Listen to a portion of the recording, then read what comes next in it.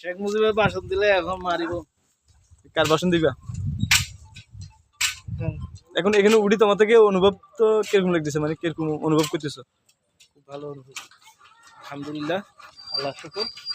আর এখানে নামাজ থাকি আজকে অনেকদিন হলো, তবুও দেখার ইচ্ছা ছিল।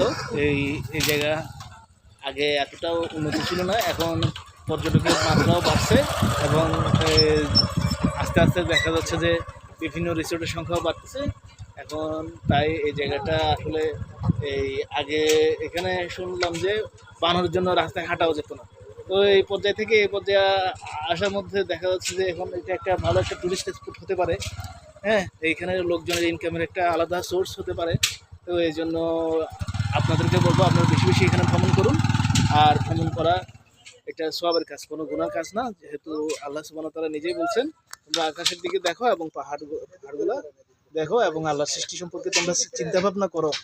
তো এই জন্য তোমরা অবশ্যই কি করবা, বিভিন্ন জায়গা ভ্রমণ করতে যাইতে হবে। এই জন্য আমরাও আসলাম এখানে, আপনারাও আসেন, খুব ভালো লাগবে ইনশাআল্লাহ।